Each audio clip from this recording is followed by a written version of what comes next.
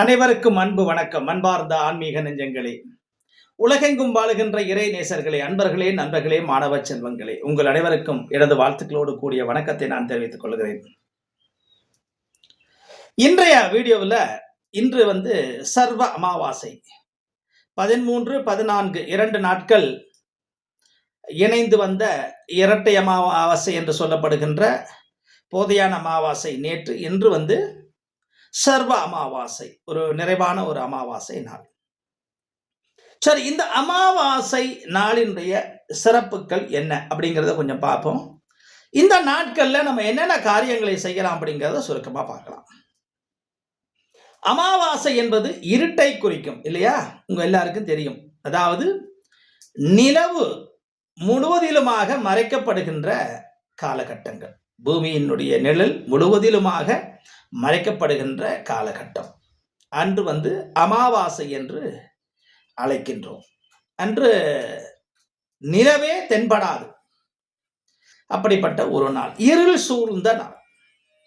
அப்ப இருள் என்றால் அமங்கலமான விஷயம் என்று சொல்லுவாங்க இல்லையா? ஆனால் இந்த அமாவாசை நாட்கள் அமங்கலமான நாட்கள் அல்ல, அற்புதமான நாள் என்பதை நாம் புரிந்து கொள்ள வேண்டும்.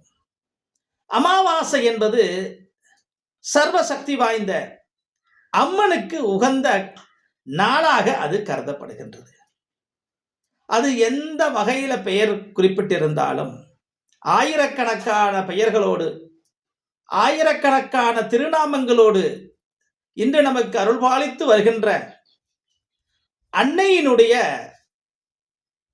ஆசி பெற்ற ஒரு நாள். ஆகவே சிலர் இந்த நாளை நல்ல காரியங்கள் செய்வதற்காக அவாய்ட் பண்ணிப்பாங்க. காரணம் அந்த இருள் என்ற ஒரு தாத்பரியம். ஒவ்வொருவருடைய மனநிலையையும் பொறுத்துத்தான் நாம் செய்கின்ற காரியங்கள் வெற்றி அடைவதும் தோல்வி அடைவதும். அமாவாசையில செஞ்சோம்னா அது சரிப்பட்ட வராது அப்படின்ற ஒரு சூழ்நிலை இருக்கும்போது அதை செஞ்சோம்னா சரிப்பட்ட வராம தான் போயிடும். சிறப்பா இருக்கும்னு நினைச்சு நம்ம பண்ணோம்னா அது சிறப்பா தான் இருக்கும். எல்லாமே மனிதனுடைய சிந்தனார்த்த ரீதிய அந்த நம்பிக்கையை பொறுத்து தான் எல்லாமே இருக்குது. சரிங்களா? அப்ப அமாவாசை நாள் ஒரு துர்நாள் அல்ல, அற்புதமான இறை சக்தி மிக்க நாள். இதுல ஒரு சில சின்ன விஷயங்கள் அந்த இரவுல ஏற்படும். 12 மணி அந்த காலத்திலிருந்து இந்த காலத்து வரைக்கும் நமக்கு தெரியும். என்னன்னா, அந்த 12 மணி நேரத்துல 12 மணிக்கு அமாவாசை அன்று தெய்வங்கள் கண்ணயருகின்ற காலகட்டம் என்று சொல்வார்கள்.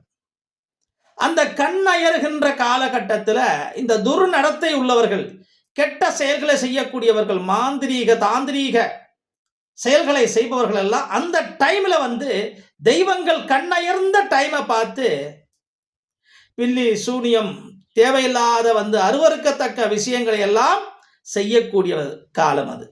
துர்சக்திகளை வச்சு செய்வாங்க. ஏன்னா துர்சக்திகளுக்கு அந்த அமாவாசை நாள் அதீத பலம் பொருளியதாக இருக்கு. ஏன்னா தெய்வசக்தி சற்று கண்ணயரக்கூடிய காலகட்டமாக இருக்கிறதுனால அவை எல்லாமே துர்சக்திகளுக்கு கை கொடுக்கக்கூடியதாக இருக்கும். குட்டிச்சாத்தானோ காட்டேரியோ இதே போன்ற அந்த துர்சக்திகளை வைத்து காரியங்கள் செய்பவர்களுக்கு ஒரு வலுவான காலமாக இருக்கும். ஆனா என்னதான் செய்தாலும் அந்த ஒரு சில கண நேரங்களை கழித்து தெய்வங்கள் கண் விழிக்கின்ற பொழுது இவற்றினுடைய தாக்கங்கள் எல்லாம் ஒன்றும் பண்ண முடியாது. இறை சக்திக்கு நிகரான ஒரு சக்தி உலகத்துல எதுவும் இல்லை. அதை நாம புரிஞ்சுக்கணும். தெய்வங்களுக்குத்தான் அத்தனை பலமும் அத்தனை சக்திகளும் இந்த தெய்வங்களுக்கு தான் இருக்குது. சரிங்களா? அப்ப இந்த அமாவாசை நாள் முழுவதிலுமாக புறக்கணிக்கக்கூடிய நாள் அல்ல, அம்மனுக்கு உகந்த நாள். ஆடி அமாவாசையெல்லாம் பார்த்தீங்கன்னா அவ்வளவு பிரபல்யமா இருக்கும். குழு ஊத்துறதெல்லாம் அந்த காலகட்டத்தில் தான். அப்படிப்பட்ட ஒரு புனிதமான நாள்.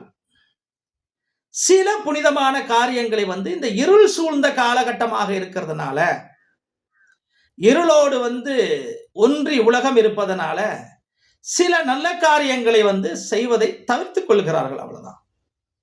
அது மனசுல நிரடலா உள்ளவர்கள் தவிர்த்து கொள்ளத்தான் வேணும். அவநம்பிக்கையோடு செய்யக்கூடாது. எனக்கு எதுவுமே ஆகாது, அமாவாசை நாள்ல நான் சாதிப்பேன், என்னால இதை ஜெயிக்க முடியும், இதுல வெற்றி அடைய முடியும் நினைச்சு செஞ்சீங்கன்னா மகாசக்தி அந்த அம்மனுடைய சக்தியினால நீங்க ஜெயிப்பீங்க. அம்மனுடைய அருள் நிரம்ப பெற்ற காலம். குறிப்பா காளியம்மன், காளியம்மனுடைய பேரருள் கிடைக்கின்ற காலகட்டமாக இருக்கும். அங்காள ஈஸ்வரி, அந்த அங்காள ஈஸ்வரியினுடைய ஆட்சியின் அம்சமாக இருக்கின்ற காலகட்டம். அதாவது அதிகபட்சமாக உக்கிர தெய்வங்கள், வக்கிர தெய்வங்கள் எல்லாம் எழுச்சி பெறுகின்ற காலகட்டங்களாக இந்த அமாவாசை நாள் இருக்கின்றன. இந்த நாட்களிலே வழிபாடு செய்கின்ற பொழுது நம்ம கேட்கின்ற எல்லா விதமான பிரச்சனைகளையும் நினைத்த பொழுதிலே தவிடுபடியாக்கக்கூடிய வல்லமையையும் ஆற்றலையும் இந்த வக்கிர உக்கிர தெய்வங்கள் நமக்கு கொடுக்கும். ஆகவே காளி என்றாலும் சரி, அங்காள ஈஸ்வரி என்றாலும் சரி, இதர பெயர் கொண்ட அம்மனுடைய எந்த விதமான திருவுருவ அம்சங்களாக இருந்தாலும் சரி, நல்ல நிலையில உங்களுக்கு அருள்பாலிப்பை வழங்கக்கூடியது இந்த நாள் என்பதை மறந்துவிட வேண்டாம். ஆனா துஷ்டர்களுக்கு மிகவும் ஏற்ற நாள். ஒருவருக்கு கெடுதல் செய்கின்ற பொழுது அந்த கெடுதல்கள் ஈஸியாக பலிதமாக கூடிய நாள் என்பதால் நாம் அவதானமாக இருக்க வேண்டும். அதே மாதிரி ஒரு சில நல்ல விஷயங்களையும் இந்த காலத்திலே நாம் செய்கின்ற பொழுது, இந்த சர்வ அமாவாசை போன்ற நேரங்களில் செய்கின்ற பொழுது பலிதம் அதிகமாக இருக்கும். இப்போ உதாரணத்திற்கு ஒருத்தர் பிரச்சனையில் இருக்கிறாரு, ரெண்டு பேருக்குள்ள மனசு சங்கடங்கள் இருக்குது. அந்த சங்கடங்களை போக்க வேண்டும், அவர்களை சமாதானப்படுத்த வேண்டும், அவர்களை ஒன்றிணைக்க வேண்டும். அப்படி போன்ற நல்ல காரியங்களை, வசிய பூஜைகளை இந்த காலங்களில் செஞ்சால் நிச்சயமாக பலமான ஒரு தன்மை உண்டு. அதே மாதிரி யாராவது ஒருவர் பணத்தை வாங்கிட்டாரு, கொடுக்கல, இழுத்தடிக்கிறாரு, அதே போன்ற ஒரு சூழ்நிலைகள்ல ஒருத்தருடைய கஷ்டப்படுறாங்க, ஏமாத்தி ஏதோ பணத்தை வாங்கிட்டாரு, அவருடைய மனநிலை மாறி இவருக்கு பணத்தை கொடுக்க வேண்டும் என்ற அந்த வசிய பூஜை, இந்திர பூஜை, குபேர பூஜை, லட்சுமி பூஜை என்று சொல்லக்கூடிய வசிய பூஜைகளை இந்த நாளிலே பண்ணுகின்ற பொழுது அபரிமிதமான ஆற்றல்கள் இருக்கும். அவர்களுடைய மனதிலே போய் இந்த நாம் எந்த தெய்வத்தை உருவேற்றுகிறோமோ அந்த தெய்வம் அந்த சம்பந்தப்பட்ட நபர்களுடைய மூளையிலே சென்று புத்தியை தெளிவாக்கி அந்த பணத்தை பாவம், ஐயோ பாவம் என்ற இரக்க குணத்தை உருவாக்கக்கூடியதாக இருக்கும். அவர்கள் சிறுக சிறுக அந்த பணத்தை கொடுக்கக்கூடியவர்களாக இருப்பார்கள். ஆகவே அமாவாசை நாளிலே கெடுதல் மட்டும் செய்வதில்லை. அது செய்வதை அவன் செய்யறான், சுடுகாட்டில் செய்வான். நள்ளிரவு 12 மணிக்கு காசுக்காக பணத்திற்காக ஆசைப்படுகின்ற பிறவிகள் நான் ரொம்ப தாழ்வுபடுத்த விரும்பல, அது உங்களுக்கே தெரியும். அப்படிப்பட்ட பிறவிகள் அதை செய்வாங்க. ஆன்மீக நிலையில உள்ளவங்க யாரும் அந்த காரியத்தை பண்ண மாட்டாங்க. நான் பல வீடியோவில் சொல்லியிருக்கிறேன். அதனால உண்மையான தெய்வ பக்தி உடையவன் அந்த காரியத்துக்கு போக மாட்டான். அதே நேரத்தில் நல்ல காரியங்களையும் எங்களை போன்ற குருக்களால செய்ய முடியும். நல்ல செயல்களை, ஆச்சரியமூட்டும் செயல்களை, அதிசயங்களை நிகழ்த்த முடியும். யாரை வைத்து? தெய்வங்களை வைத்து. உதாரணமாக மகாகாளி, ருத்ரகாளி, உக்ரகாளி, பத்ரகாளி என்று சொல்லக்கூடிய காளியினுடைய அம்சங்களை எல்லாம் நாம் பயன்படுத்திக் கொள்ளலாம். தெய்வம் தானே காளி, சர்வசக்தி வாய்ந்த உக்கிர தெய்வம், வக்கிர தெய்வம். அந்த தெய்வங்களை பயன்படுத்திக் கொள்ளலாம். அதே போன்று பாதாள பைரவி, பாதாள உலகத்திலே இருந்து அருள்பாலிப்பு செய்கின்ற பிரம்மாண்ட நாயகி, கருமை நிறம் கொண்டவள், மண்டையோட்டை மாலையாக அணிந்திருக்கின்ற மகாசக்தியின் பெரும் அம்சமானவள், கருமை நிறமானவள், நீண்ட கூந்தலோடு உலகத்திற்கு எரிந்தீ பிடிக்கும் கண்களோடு காட்சி தருகின்ற அந்த பாதாள பைரவியை நினைக்கின்ற காலம். இந்த காலத்தில் பாதாள பைரவியை நினைத்து நாம் செய்கின்ற பூஜைகளுக்கு மகத்தான நன்மைகள் கிடைக்கும். நினைத்த காரியங்களை அவள் நிறைவேற்றி கொடுப்பாள். அவ்வளவு அற்புதமான காலம் இந்த அமாவாசை நாள். இப்படி நன்மையும் தீமைகளும் அவரவருடைய கண்ணோட்டத்தில் தான் இருக்குது. நல்லவன் இந்த அமாவாசை நாளிலே நல்லதையே செய்வான். ஒரு தீயவன் அமாவாசை காலங்களில் தீயதை மட்டும்தான் செய்வான், அவன் நல்லதுக்கு போக மாட்டான்.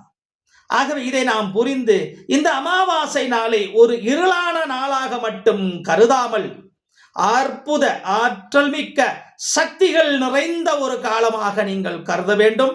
அந்த நாளை ஒரு பொன்னான நாளாக நினைத்து உங்களுடைய வழிபாட்டு முறைகளை செய்ய வேண்டும். நீங்க அமாவாசை நாள்கள்ல தான் பார்த்தீங்கன்னா பித்ருகளுக்கான பூஜைகள், தர்ப்பண பூஜைகள், ஆத்மசாந்தி பூஜைகள் எல்லாம் செய்வது வழக்கம். ஆகவே இந்த அமாவாசையும் அதற்கு சளைத்ததல்ல. ஆகவே எல்லா அமாவாசைகளும் ஆத்மாக்களுக்கு ஆத்மசாந்தி தர்ப்பண பூஜைகளையும் தாராளமாக செய்யலாம். இப்ப தை அமாவாசை, ஆடி அமாவாசைன்னு வர அந்த நாட்கள்ல மிக விமர்சையா இருக்கும். இப்ப தை அமாவாசை எல்லாம் நீங்க கன்னியாகுமரி போனீங்கன்னா இருக்கிறதுக்கு இடம் இருக்காது. அவ்வளோ பேர் தர்ப்பணம் கொடுக்க வருவாங்க. ஆகவே இதை நாம் புரிந்து கொள்ள வேண்டும். அமாவாசை அற்புதமான தெய்வ சக்தி மிக்க நாள். அந்த 12 மணி நேரம், அந்த 12லிருந்து 12:59 செகண்ட் வரைக்கும் தெய்வங்கள் கண்ணயர்கின்ற நேரம். மற்ற நேரங்கள் எல்லாம் அற்புதமானவை என்று கூறிக்கொண்டு இந்த வீடியோவை பிடிச்சிருந்தா மற்றவங்களுக்கு ஷேர் பண்ணுங்க, லைக் பண்ணுங்க, கமெண்ட்ஸ் பண்ணுங்க. ஏதாவது உங்களுக்கு விளக்கங்கள் இருந்தால், தேவைகள் இருந்தால் கேளுங்க. நன்றி, வணக்கம்.